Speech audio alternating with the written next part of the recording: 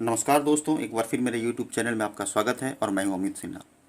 दोस्तों, न्यायालय एक बहुत ही महत्वपूर्ण भूमिका निभाती है जिसके बारे में मैं बार बार बताता हूं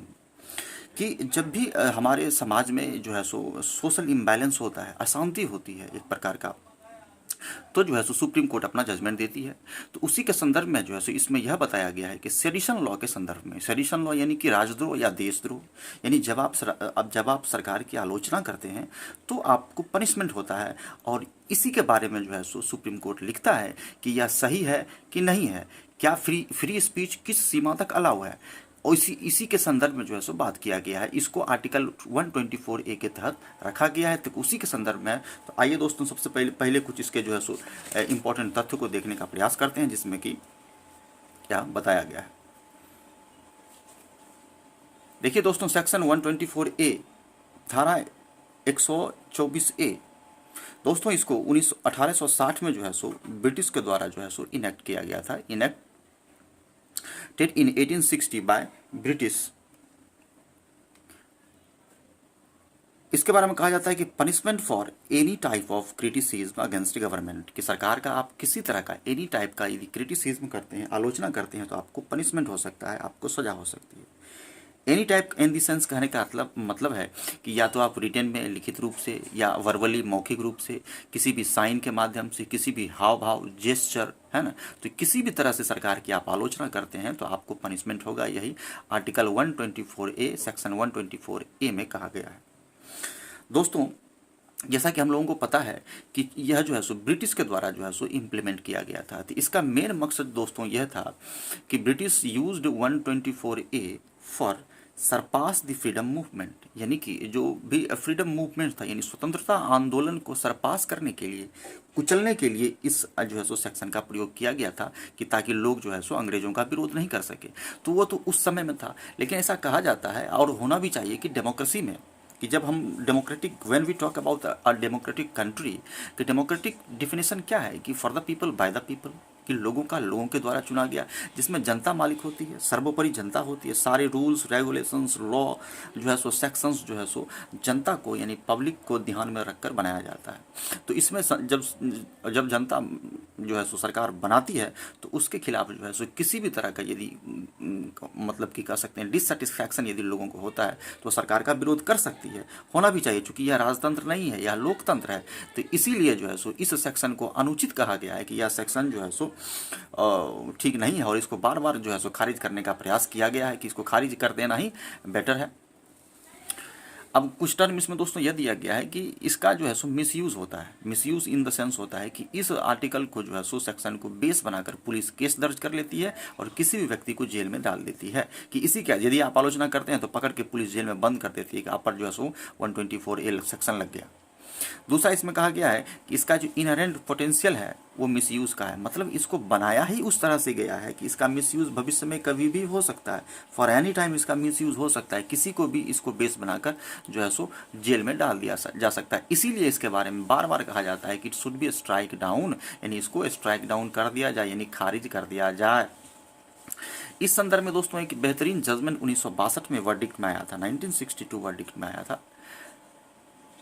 इसके जो है सो कंट्राडिक्शन में इसमें यह कहा गया था, इसमें बार बार यह कहा जाता है कि इसको खारिज कर दिया जाए, लेकिन 1962 वर्डिक्ट में 1962 में कहा गया था कि पब्लिक डिसऑर्डर को मेंटेन करने के लिए 124A जो का इस्तेमाल करना सही है, इसका इस्तेमाल किया जाएगा ताकि जो है सो पब्लिक डिसऑर्डर ना हो, लोग इतना ज़्यादा निंदा नहीं कर दें सरकार का कि पब्लिक डिसऑर्डर होती। उसने इसका सपोर्ट किया था, यानी अपहेल्ड किया था 1962 का वर्डिक्ट ने। तो हम लोग इधर देख रहे हैं इसके प्रोस एंड कॉन्स को। और जो है सो सुप्रीम कोर्ट जो है सो हमेशा से दोस्तों जो है सो फ्री स्पीच, कि किस लिमिट तक फ्री स्पीच हो, इतना लिमिट तक हो कि पब्लिक डिसऑर्डर नहीं हो जाती, इस दोनों को मेंटेन करने का काम, यानी तराजू का दोनों पलड़ा बराबर करने का काम सुप्रीम कोर्ट का है। सुप्रीम कोर्ट जो है सो फ्री स्पीच का जो राइट है उसको भी प्रोटेक्ट करती है और जो है सो क्रिटिसिज्म को एक लिमिट दायरा में लाने का प्रयास भी करती है। तो इसी के इर्द गिर्द दोस्तों आज का एडिटोरियल है। तो आइए दोस्तों, तो इसे हम लोग देखने का प्रयास करते हैं विद फुल कंसंट्रेशन। दोस्तों अवश्य जो है सो हमारे चैनल को सब्सक्राइब करें, लाइक करें और शेयर करें, क्योंकि दोस्तों ये बहुत ही बेनिफिशियल चीज़ है। इससे आपका इंग्लिश तो मजबूत होगा ही, साथ ही आप किसी भी कम्पिटिटिव एग्जाम्स की तैयारी करते हैं तो आपका एक ज़बरदस्त कंसेप्ट भी हो जाएगा, एक जो जनरल अवेयरनेस, जनरल जो नॉलेज है आपका वो भी कंफर्म काफ़ी अच्छा होगा। तो आइए दोस्तों, इसे हम लोग जो है सो देखने का प्रयास करते हैं। कहा गया है कि over due review, over due का मतलब लेट से यानी विलंब से, विलंब से जो रिव्यू दिया गया है सुप्रीम कोर्ट के बारे में क्या कहा गया है कि यह जो आप दिए हैं बहुत विलंब से दिए हैं, इसको पहले देना चाहिए था। टॉपिक क्या है दोस्तों, तो इसका ऑन दी सेडिशन लॉ, यानी कि सेडिशन लॉ के संदर्भ में, यानी कि सेडिशन यानी राजद्रोह या देशद्रोह या किसी वर्ड या साइन के माध्यम से आप सरकार की निंदा करते हैं तो उस संदर्भ में इसका जिस्ट दोस्तों देखते हैं। केंद्र बिंदु की supreme courts remarks on sedition cases, कि सेडिशन का जो केस है, देशद्रोह का जो केस है, उस पर जो सुप्रीम कोर्ट ने अपना रिमार्क दिया है, यानी जो अपना एक जो है सो एक रिव्यू दिया है। बोर्डवेल, बोर्ड का मतलब एक संकेत है यानी साइन, कि एक अच्छा संकेत है। क्या है, तो बोर्डवेल है फॉर इट्स इनएविटेबल इनवैलिडेशन का, यानी कि जो आप इसको इनएविटेबल, इसको जो इनवैलिड करेंगे है ना, जो कि क्या है कि अनएवॉइडेबल है, यानी कह सकते हैं कि इनएविटेबल इनवैलिडेशन है, यानी इनएविटेबल का मतलब हो गया कि जिसे रोका नहीं जा सके, यानी अवश्य होने वाला, इसको कह सकते हैं श्योरली टू हैपन, इनवैलिडेशन। तो यह जो दिया है साइन, जो दिया है, यह एक अच्छा साइन है, एक अच्छा साइन है इस संदर्भ में। इनवैलिडेट का मतलब हो गया कि जिसको हम लोग कहते हैं कि स्टॉप करना, यानी प्रभावहीन करना। तो दोस्तों ये इसका जिस्ट था, आगे हम लोग इसे देखने का प्रयास करते हैं।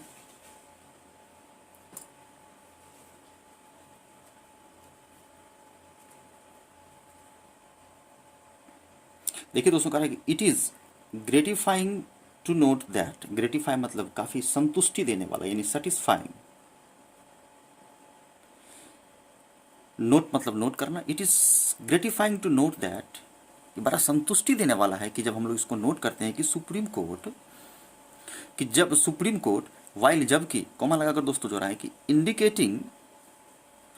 इट्स इंटेंशन, कि जब सुप्रीम कोर्ट अपना इंटेंशन को यानी इरादा को इंडिकेट करती है तो बड़ा संतुष्टि देने वाला विषय वस्तु इसमें यह है। क्या है, तो to reconsider this sedition provision, कि सेडिशन का जो प्रोविजन है, प्रोविजन का मतलब नियम या प्रावधान, जो लिखित प्रावधान है चार्टर में, कानून में, उसको जब कहती है कि इसको फिर से विचार करेंगे, इसमें कुछ जो है सो गड़बड़ है, इसको ठीक किया जा सकता है, तो बड़ा संतुष्टि देता है कि लगता है जो सो जनता के हित में कुछ काम होगी। In the Indian panel code यानी आईपीसी, कोमा लगाकर जो रहा है दोस्तों, हैज रेज द क्वेश्चन, कि प्रश्न को जो है सो रेज किया है। अब दोस्तों यहां से ये वर्ब है, इसका जो सब्जेक्ट है सुप्रीम कोर्ट है, कि सुप्रीम कोर्ट ने क्वेश्चन रेज किया है। The most relevant to the issue, यानी कि यह जो सेडिशन प्रोविजन है, सेडिशन का जो केस है, इस केस से संबंधित बहुत ही रेलिवेंट यानी अनुकूल जो है सो यह प्रश्न है ना। क्या प्रश्न है दोस्तों, कि व्हाई डज सेक्शन 124A, क्यों section 124A continue in the statue book, statue book का मतलब संविधान, अब बुक का मतलब बुक, यानी हमारे जो कॉन्स्टिट्यूशन है, लॉ, कि क्यों जो है सो लगातार 124A बना हुआ है, इसको खत्म क्यों नहीं किया जा सकता, यही प्रश्न है।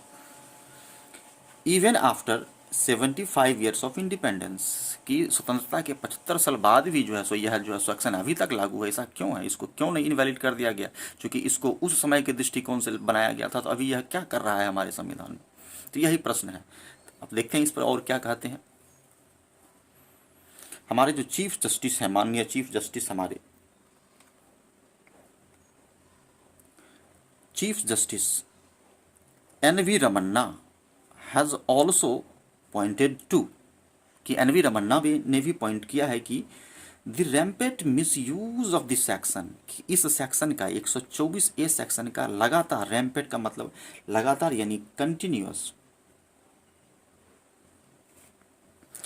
मिसयूज होता है इस आर्टिकल का, इस सेक्शन का बराबर मिसयूज होता है by the police across the country, यानी कि पूरे कंट्री में, अक्रॉस मतलब कंट्री यानी कन्याकुमारी से लेकर जम्मू कश्मीर तक, यानी कि इसका जो है सो गलत इस्तेमाल होता है। पुलिस इसको बेस बनाकर लोगों को जेल में डाल देती है कि तुमने जो है सो सरकार का अपमान किया है।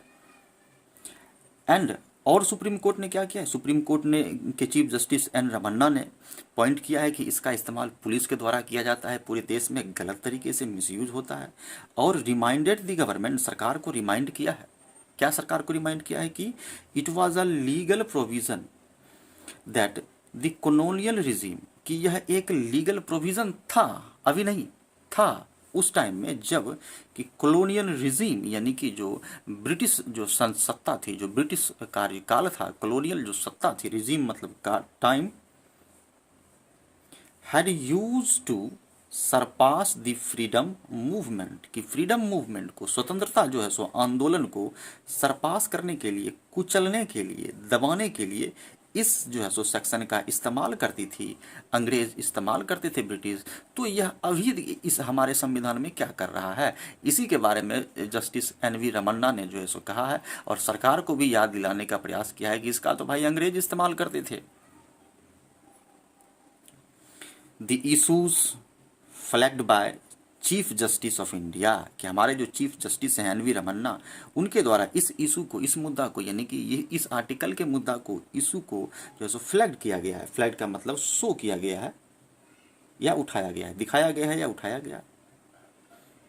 मे सेट द टोन फॉर, की संभावना है कि एक टोन सेट कर सकता है, एक नया जो है सो टोन बन जाएगा, एक नया ध्वनि बन जाएगा, यानी कि जो है सो एक मैटर ऑफ कंसर्न हो जाएगा, मैटर ऑफ डिस्कस हो जाएगा, यानी कि मतलब बातचीत का जो है सो मैटर हो जाएगा, for what would be a comprehensive reconsideration, कि क्या टोन दिया है, कि क्या होना चाहिए, व्हाट मतलब क्या, वुड बी मतलब हो सकता है, संभावना, कंप्रीहेंसिव यानी व्यापक, विस्तृत यानी काफी ब्रॉड, रिकंसिडरेशन मतलब विचार विमर्श, ऑफ ए सेक्शन, कि इस सेक्शन का क्या जो है सो होना चाहिए, इस पर हम लोग बातचीत करेंगे, क्या इसका होना चाहिए, कंप्रीहेंसिव रिकंसिडरेशन होना चाहिए, है ना, एक नया टोन हो गया, यानी अब सब इस पर विचार करेंगे कि इसको क्या किया जाए। That has been frequently and wrongfully, दोनों एडवर्ब है दोस्तों। फ्रीक्वेंटली का मतलब लगातार, रॉन्गफुली मतलब गलत तरीके से। जब आप लोकतंत्र की बात करते हैं तो जनता सर्वोपरि है, तो जनता को आप जबरन क्यों कुचलेंगे। तो फ्रीक्वेंटली एंड रॉन्गफुली यूज्ड, इस सेक्शन का 124A का जो है सो लगातार और गलत तरीके से जो है सो मिसयूज होता रहा है, specially in the last few years, यानी कि पिछले कुछ वर्षों से इसका जो है सो गलत इस्तेमाल हुआ है। फ्यू ईयर्स, फ्यू के बाद जो है सो हम लोग काउंटेबल नाउन का प्रयोग करते हैं दोस्तों, और फ्यू के बाद जो है सो प्लूरल काउंटेबल नाउन का प्रयोग करते हैं। अब फ्यू का ही जस्ट जो है सो इसी के जैसा जो है सो अनकाउंटेबल में लिटिल का प्रयोग करते हैं, तो लिटिल के बाद जो है सो सिंगुलर अनकाउंटेबल नाउन का प्रयोग करते हैं। टू सरपास डिसेंट, सरपास मतलब दबाना, डिसेंट मतलब असंतुष्टि, लोगों को यदि डिससेटिस्फैक्शन है सरकार से तो उसको दबा दिया जाता था। क्रिमिनलाइज स्ट्राइडेंट पॉलिटिकल क्रिटिसिज्म, कि कोई यदि स्ट्राइडेंट यानी तीव्र या लाउडली यदि पॉलिटिकल क्रिटिसिज्म होता है, क्रिटिसिज्म यदि निंदा होता है, तो उसको भी जो है सो क्रिमिनलाइज कर दिया जाता है कि यह क्रिमिनल ऑफेंस है। और इसको जो है सो देखते हैं ना कि बार बार न्यूज़पेपर में, मीडिया में सुनने को मिलता है कि पार्टिकुलर लीडर ने जो है गलत भाषण दे दिया है, इस पर इनको जेल में बंद करना चाहिए। कुछ भी जो है सो बाय मिस्टेक आपसे हो गया तो आप पर जो है सो कोई ना कोई सेक्शन लग ही जाता है, इतना सेक्शन है कि कोई ना कोई सेक्शन लग ही जाता है। कि क्रिमिनलाइज स्ट्राइडेंट पॉलिटिकल क्रिटिसिज्म को, और टेंट करता है अपोनेंट्स को, टेंट का मतलब होता है दूषित करता है या कलंकित करता है अपोनेंट्स को, जो भी विरोधी हैं, विरोधी पार्टी हैं, विरोधी लीडर्स हैं, विरोधी व्यक्ति हैं, विरोधी संगठन हैं, with the tag of being anti national, कि एंटी नेशनल, की एंटी मतलब नेशनल मतलब देश विरोधी हैं आप, इस टैग को लगाते हुए ओपोनेंट पर या किसी भी चीज़ का आपको पर क्रिटिसिज्म का, आपका कहने का मतलब है कि आप जो असंतुष्टि उसको दबाया जाता है और आप पर 124A धारा लग जाता है। Even though it is often argued that, हालांकि प्लस माइनस वाला सेंटेंस, कि यह जो है सो अक्सर, ऑफन का मतलब अक्सर, तर्क दिया जाता है, often argued that the misuse of law alone does not render it invalidate, कि अक्सर यह तर्क दिया जाता है कि इस लॉ का जो मिसयूज हो जाता है यही सिर्फ एकमात्र कारण नहीं है कि इसी आधार पर इस लॉ को ख़त्म कर दिया जाए। मैं बता चुका हूं दोस्तों कि मैंने इसमें बताया था कि दो कारण जो है सो इसमें मैं बताया था कि पुलिस का गलत इस्तेमाल होता है, दूसरा इसका इनहेरेंट मिसयूज पोटेंशियल है, इसी कारण बेस पर इसको कहा गया है कि इसको खारिज कर दिया जाए। तो वही इसमें कहा जा रहा है दोस्तों कि मिसयूज ऑफ लॉ, पुलिस के द्वारा जो लॉ का मिसयूज किया जाता है, सिर्फ alone does not render it invalid, render मतलब देना, कि इसी के आधार पर आप रेंडर नहीं करें कि यह इनवैलिड है, इसको इनवैलिड करने का और भी आधार है। वो क्या है कि there is a special case to strike down, कि टू स्ट्राइक डाउन करने के लिए यानी खारिज करने के लिए एक स्पेशल केस भी है जिसके आधार पर आप इसको खारिज कर सकते हैं कि यह ठीक नहीं है हमारे राष्ट्र के लिए। सेक्शन 124A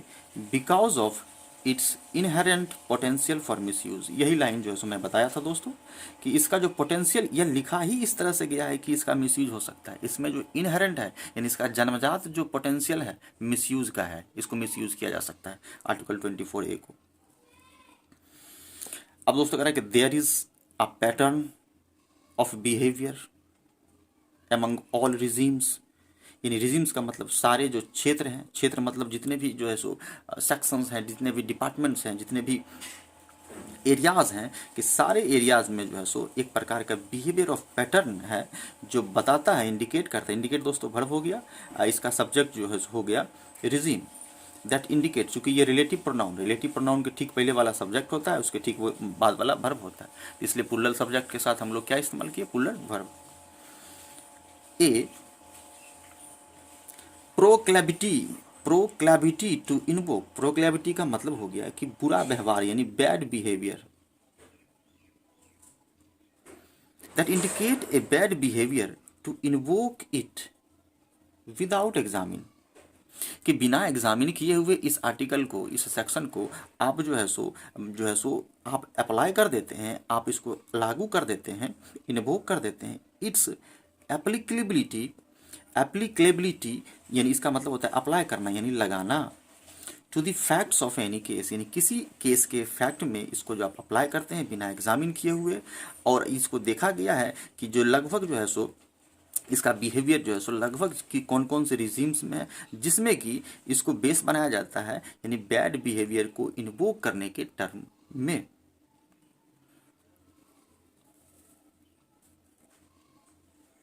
अब दोस्तों कह रहा है कि रिसेंट केसेस सो दैट, थोड़ा सा मिस प्रिंटिंग दोस्तों यहाँ पर हो गया है तो इसलिए इसको हम लोग दूसरे से देखने का प्रयास करेंगे। कहाँ पे थे हम लोग, रीजन टू सरपास रिसेंट, यहाँ से प्रिंटिंग थोड़ा सा एरर है दोस्तों, एडजस्ट, फिर दूसरे पेज में हम लोग चलेंगे। यहाँ से कह रहा है कि recent cases so, cases plural subject इसलिए प्लूरल वर्ब का प्रयोग किया है कि रिसेंट हाल का जो केस है शो करता है कि sedition is used for 3 political reasons, कि 3 पॉलिटिकल रीजन के कारण जो है सो सेडिशन का इस्तेमाल किया जाता है, यूज्ड किया जाता है फॉर मतलब के लिए, और 3 राजनीतिक कारण के लिए जो है सो रिसेंट का यानी हाल का केस यह शो करता है। अब बताएगा कि सबसे पहले क्या है, टू सरपास क्रिटिसिज्म, की आलोचना को सरपास करने के लिए, दबाने के लिए या कुचलने के लिए जो है सो इस सेक्शन का प्रयोग किया जाता है सेडिशन केस का। और प्रोटेस्ट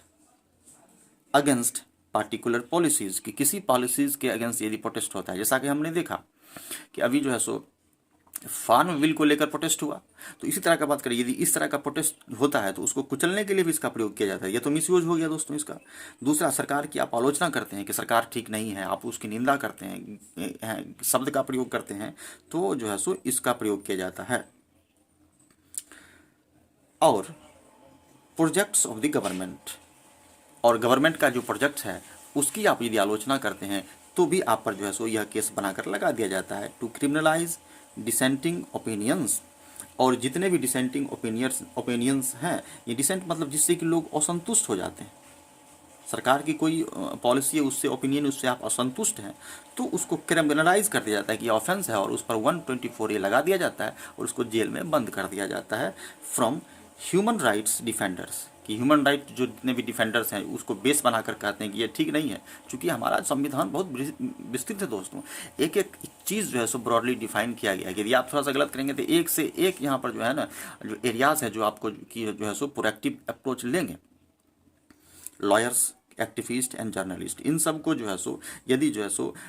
ओपिनियन सरकार का कुछ है उस पर यदि असहमति दिखाते हैं तो उनको क्रिमिनलाइज कर दिया जाता है और जेल में बंद कर लिया जाता है। And to settle political scores, यानी कि पॉलिटिकल स्कोर्स, स्कोर्स का मतलब संख्या को सेटल करने के लिए इस तरह की चीज़ों का प्रयोग किया जाता है। और कभी कभी जो है सो इसका प्रयोग जो है सो गलत अर्थ में जो है सो कम्युनल ह्यूज के लिए भी किया जाता है। कम्युनल ह्यूज का मतलब हो गया, कम्युनल तो आपको पता ही है जो सांप्रदायिक है यानी धर्म से रिलेटेड, ह्यूज का मतलब रंग, कलर, यानी सांप्रदायिक रंग प्रदान करने के लिए भी कभी कभी इसका जो है सो गलत इस्तेमाल कर लिया जाता है और देश में जो है सो अशांति फैला दिया जाता है। तो दोस्तों एक पैराग्राफ समाप्त हो गया है, आई होप कि आप लोग समझे होंगे। दूसरा पैराग्राफ हम लोग चलते हैं।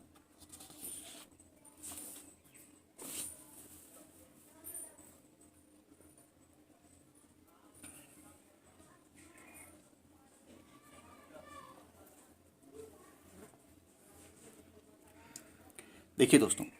बड़ा ही बेहतरीन तरीके से कह रहा है कि it is not to be forgotten, forgot मतलब भूलना,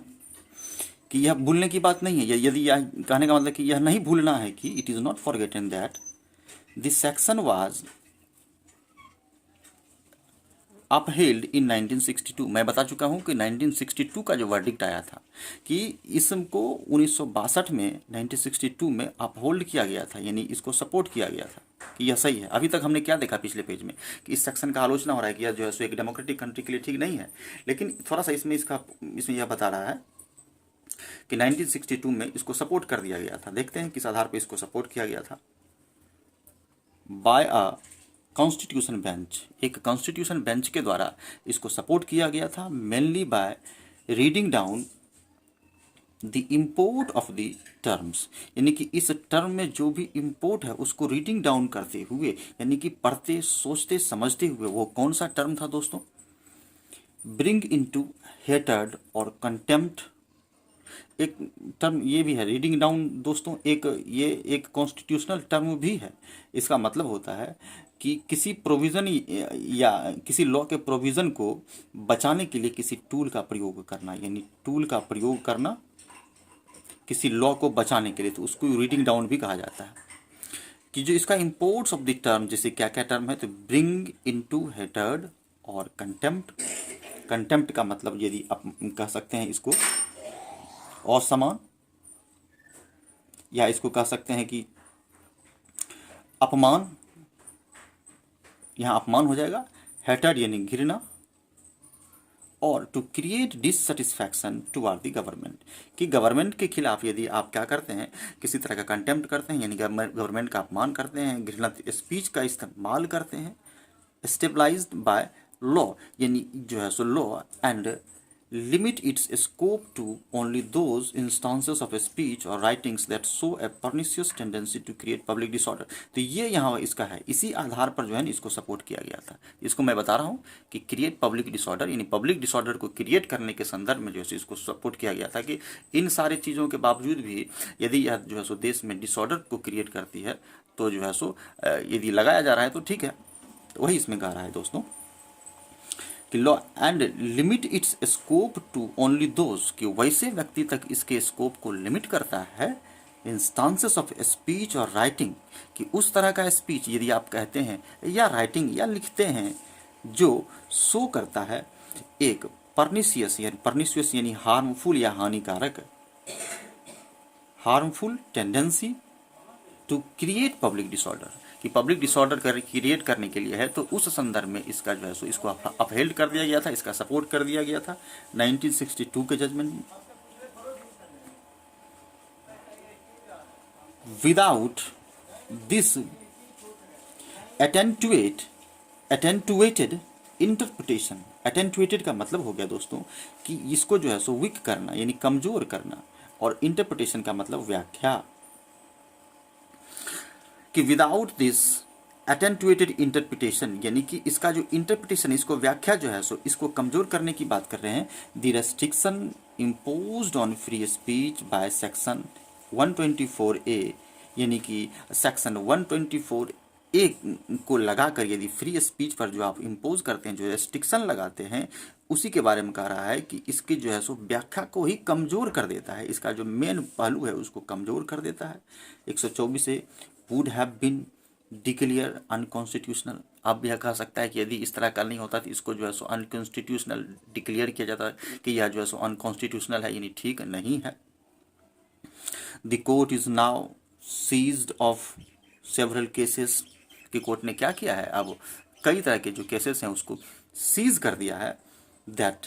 दैट का प्रयोग केसेस के लिए किया गया है। Seek a reconsideration of 1962 verdict, यानी कि उस समय जो वर्डिक्ट दिया गया था, अब उससे रिलेटेड किसी तरह का केस आता है उसी को बेस बनाकर, तो उसको क्या करती है जो कोर्ट खारिज कर देती है कि नहीं, अब वो सब नहीं चलेगा, यानी हम 1962 वाला वर्डिक्ट का वैल्यू हम नहीं देंगे। वही कह रहा है कि सीक्स रिकंसिडरेशन, पुनर्विचार ऑफ द 1962 वर्डिक्ट। साइटिंग मतलब एग्जाम्पल देते हुए, more recent judgments expanding the scope of fundamental rights, और क्या साइट करते हुए, क्या उदाहरण देते हुए, एग्जाम्पल देते हुए, तो मोर रिसेंट जजमेंट, कि जजमेंट का उदाहरण देती है, रिसेंट जजमेंट का, जिसमें एक्सपेंड किया गया है स्कोप के बारे में। एक्सपेंड मतलब बढ़ाया या बताया गया है, एक्सप्लेन किया गया है कि स्कोप ऑफ फंडामेंटल राइट्स, कि फंडामेंटल राइट्स का क्या स्कोप्स है, क्या वहाँ मतलब किस हद तक फंडामेंटल हमारा राइट्स है। और डॉक्ट्रिन्स, दैट डॉक्ट्रिन्स का मतलब जो थॉट या विचार है, क्या doctrines that have been subsequently evolve, यानी कि वर्तमान समय में जो नया नया तरह का डॉक्ट्रिन या कई कई तरह के जो है चीज़ जो इवॉल्व करके आए हैं उस संदर्भ में। जाहिर सी बात है दोस्तों, पहले का यानी कि जब ब्रिटिश टाइम का जो इन्वायरमेंट, एटमॉस्फेयर, सोशल स्ट्रक्चर जो है सो बिल्कुल अलग था, अभी का बिल्कुल ही अलग है। इवॉल्व मतलब विकास हुआ है। इन particular the chilling effect that, अब कह रहा है कि इस पार्टिकुलर संदर्भ में जो चिलिंग इफेक्ट है, यानी कुछ चिलिंग इफेक्ट जो है, चिलिंग इफेक्ट का मतलब हो गया कि किसी भी लॉ को जो है सो रोकने वाला एक स्पेशल, कह सकते हैं कि डिटरिंग ऑफ लॉ, यानी रोकने वाला, या किसी चीज के संदर्भ में एक महत्वपूर्ण पहलू भी इसको कहते हैं, यानी इंपॉर्टेंट एस्पेक्ट। क्या चिलिंग इफेक्ट है इसका, कि a law may have on free speech and ways and overbroad definition of sedition, कह रहा है कि एक लॉ may have, संभावना है कि ऑन फ्री स्पीच, यानी फ्री स्पीच पर जो लॉ है उसके बारे में कह रहा है। एंड द वेज, वेज का मतलब अस्पष्ट, एंड ओवरब्रॉड हो सकता है, ओवरब्रॉड मतलब कि बहुत ज्यादा विस्तारित। डिफाइंड ऑफ सेडिशन,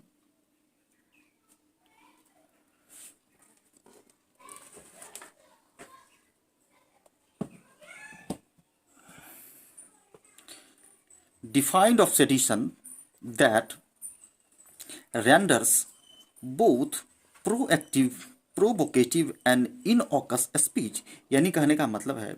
कि इसमें बात कर रहा है कि डेफिनेशन ऑफ सेडिशंस दैट, जिसमें कि दोनों चीज के बारे में बात किया गया है। कौन कौन सा चीज, जो रेंडर करता है बोथ प्रोएक्टिव, जिसमें यानी कि निगेटिव स्पीच दिया गया है, यानी भड़काऊ भाषण,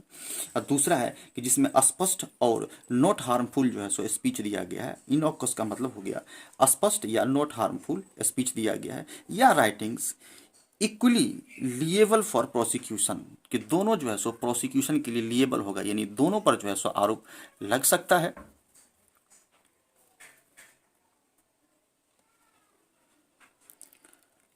are points to be examine, supreme court ने कहा है कि यह भी जितना भी चीज़ है, या चिलिंग इफेक्ट हो, या इसको जो है सो ब्रॉड रूप से जो है सो फ्री स्पीच के बारे में जो लिखा गया, इन सारी चीज़ों के बारे में, जिसमें कि दोनों चीज़ों को शामिल कर लिया, यदि आप घृणित स्पीच दिए हैं उसको भी, या आप स्पष्ट स्पीच दिए हैं उसको भी किया है, तो इन सारे चीज़ों को जो है सो सुप्रीम कोर्ट ने कहा है कि points to be examine, examine का पॉइंट है, इसको जाँच किया जाएगा। 2016 in 2016 the government itself admitted in parliament that, कि पार्लियामेंट में सरकार ने एडमिट किया कि definition of sedition is too wide, कि सेडिशन का जो डेफिनेशन है वो बहुत विस्तृत है। फ्री स्पीच के संदर्भ में जो इसके बारे में लिखा गया है बहुत ही विस्तृत लिखा गया है, और वो स्पष्ट है, वेज है। एंड रिक्वायर्स रिकंसिडरेशन, इस पर विचार करने की आवश्यकता है, यानी इसको रिकंसिडर करने की आवश्यकता है। The law commission also released a consultation paper in 2018, कि 2018 में लॉ कमीशन ने एक कंसल्टेशन पेपर भी रिलीज किया जिसमें कहा गया कि इन ए डेमोक्रेसी, कि डेमोक्रेसी में singing from the same song book, कि एक ही सॉन्ग बुक से सिंग करना, यानी कि एक ही गीत को यदि कोई दो व्यक्ति गाता है, is not a benchmark of patriotism, यानी उसके आधार पर आप जो है सो देशभक्ति का बेंचमार्क तय नहीं कर सकते हैं। बड़ा ही कटाक्ष करते हुए दोस्तों लिखा है कि singing from the same song book, कि एक ही सॉन्ग बुक से यदि सेम तरह का सॉन्ग सिंग किया जाता है, is not a benchmark, benchmark का मतलब मानक या एक स्टैंडर्ड ऑफ ए पैट्रियोटिज्म, यानी देशभक्ति का। People should be at liberty to show their affection toward their country, कि अपने देश को की ओर जो है सो लोगों को लिबर्टी होना चाहिए कि वो अपना जो है सो डिससेटिस्फैक्शन या सेटिस्फैक्शन या अफेक्शन जो भी है उनका वो शो कर सकें, ऐसा होना चाहिए, ना कि इतना विस्तृत होना चाहिए, है ना। इन देयर ओन वे, यानी अपने शब्दों में।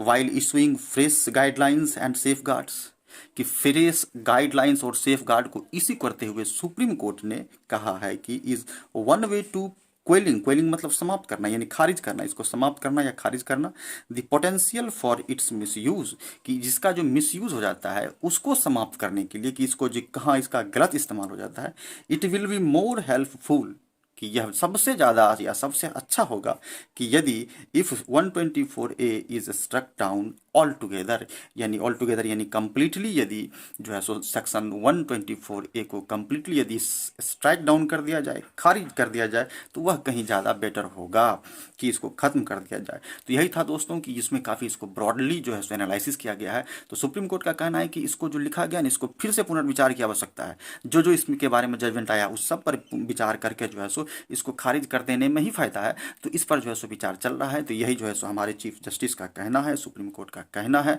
कि इसको लोगों के लिए बनाया जाए। तो आई होप कि दोस्तों आप लोग इसे समझे होंगे। कुछ टर्म जो है सो कंडीशन यहाँ पर कुछ कॉम्प्लिकेटेड जो है सो दिया गया है, तो इसको 2-3 बार पढ़ने का प्रयास करें, चूंकि ये कॉन्स्टिट्यूशनल टर्म है इसमें, इसलिए इसको यहाँ पर कॉम्प्लिकेटेड दिया गया है। हो सकता है कि आपको समझने में परेशानी होगी, लेकिन बहुत ही सिंपल वे में कहा गया है कि सिंपल वे में जो है सो इसको जो है सो कि आप उस दायरे में नहीं ला सकते हैं जो कि जो है सो कहने का मतलब है कि